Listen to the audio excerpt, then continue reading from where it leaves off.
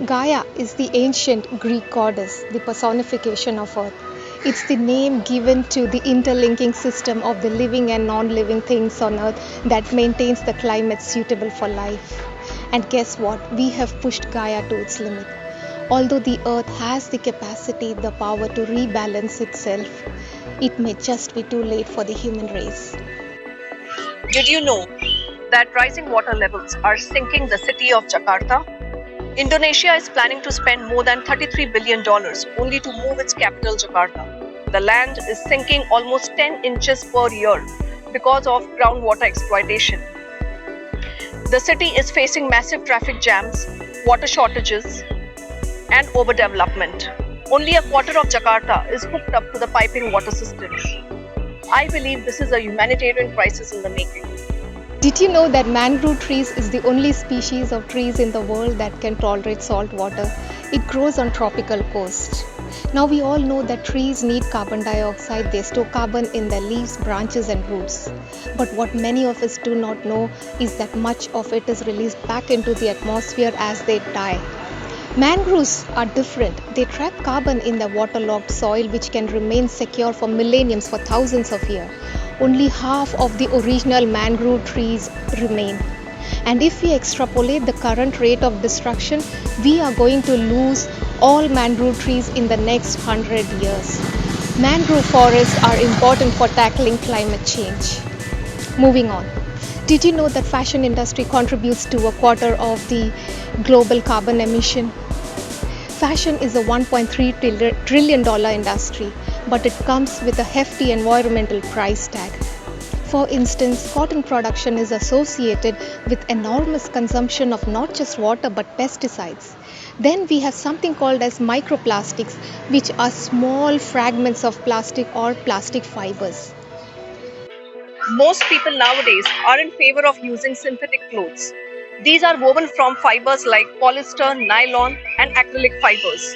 These are nothing but plastic that degrades and breaks up during the washing cycles and releases toxic waste in the water. Between the year 2000 and 2016, the use of polyester fibers has increased from 8.3 to 21.3 million tons annually.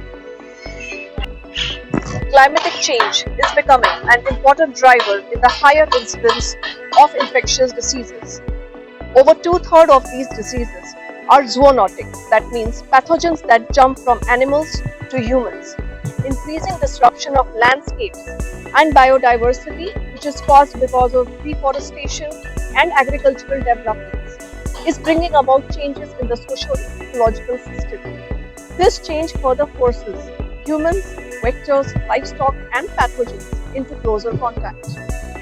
Example: land use and land cover changes, along with increase in temperatures, may cause the spread of leishmaniasis. Rising sea levels is another big threat. Sea levels play a major role in tidal effects, shoreline erosion, loss of habitat, powerful cyclones, and flooding. Rising sea levels means increased salinity in freshwater resources, which has a direct impact on farming and subsequently a threat on food security. Salinity ingress, in turn, is a threat on water security, wetland loss, and contamination of groundwater. Greenland, the world's largest island located between the Arctic and Atlantic Ocean, lost half a trillion of ice in 2019. Melting of ice leads to rise in sea levels. We need to wake up to the dangers of rising sea levels. Delhi has become a hot spot for air pollution. The city is constantly engulfed in smog. Air pollution leads to severe cases of respiratory problems, including severe cases of COVID-19 and more deaths. This correlation between air pollution and respiratory illness is undisputed and well understood. Next, to meet the increasing food demands of the rapidly growing population, more and more forest and wetlands is getting converted to industrial and agricultural land. Although this may seem economically profitable, but it has led to decline in soil fertility, climate and hydrolysis adjustment, and decrease in biodiversity. Did you know that in 1991 volcanic eruption in Philippines had a profound effect on the world. Gas clouds reached the stratosphere, cooling the earth by 0.5 degrees for 4 years. What does it tell you? Do we need to shield the earth from the sun's radiations? Global warming is the biggest threat to humanity. To stabilize the climate, we need to reduce carbon emission to zero by 2050. We also need to be careful about the choice of trees. Monoculture trees like the eucalyptus that are cut every 10 years is not the right choice because it gives carbon back to the atmosphere. Mixed tree planting, also called as wilding forestation, is a better choice. This allows the forest to regenerate on its own without any human intervention. There is just not enough land on the earth to plant as many trees to offset all the carbon emission from fossil fuels. Tree planting alone is not the solution. It is not the only savior.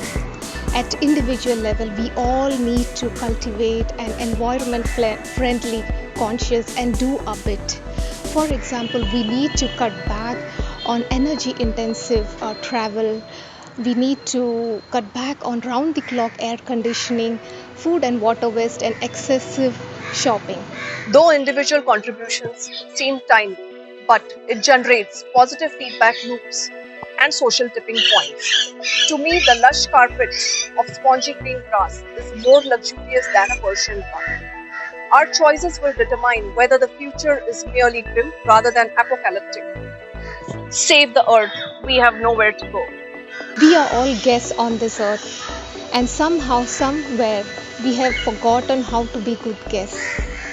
We have forgotten how to walk lightly on this earth as its other creatures do. Planet Earth is the only shared island for all of us.